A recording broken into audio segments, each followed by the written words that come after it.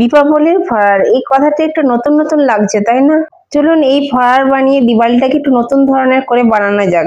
চলুন ঝটপট বানিয়ে ফেলি। প্রথমে একটা মিক্সি জারে 2 চামচ সুজি, পরিমাণ মতো চিনি আর এলাচ দিয়ে পিষে একটা পাউডার বানিয়ে, এরপর একটা মিক্সিং বোলেতে 1 বাটি ময়দা, লবণ, কালো জিরে আর 2 চামচ তেল দিয়ে ময়দাটাকে ভালো করে মিশিয়ে নিয়ে আগে থেকে পিষে রাখা সুজি, চিনি আর এলাচের পাউডারটা দিয়ে পাউডারটাকে ভালো করে মিশিয়ে নিয়ে অল্প অল্প করে জল দিয়ে ভালো করে মাখিয়ে নিয়ে একটা নরম সফট ডো তৈরি করে নিয়ে ডোটাকে ঢেকে রাখতে হবে ঘন্টাখানেক মতো।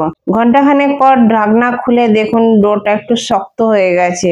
এরপর হাত দিয়ে ভালো করে ডলে ডলে একটু নরম করে নিয়ে ডোটাকে দুভাগে কেটে রুটির আকারে বানিয়ে নিতে হবে। রুটিটা ঠিক পাতলাও যেন না হয়, ঠিক মোটাও যেন না হয়। আমি যেভাবে বানিয়েছি সেভাবে বানিয়ে নিয়ে একটা ছুরি দিয়ে রুটির সাইডের অংশগুলো কেটে একটা চৌকোনি আকার দিয়ে এরকম একটা কাটার বা ছুরির সাহায্যে এরকম ভাবে ছোট ছোট কেটে নিয়ে গরম তেলেতে দিয়ে মিডিয়াম টু লো ফ্লেমে ভেজে তুলে নিলেই রেডি হয়ে যাবে দিওয়ালির এরকম একটা সুস্বাদু ফরার, যেটা যেমন মুচমুচে তেমন খাস্তা।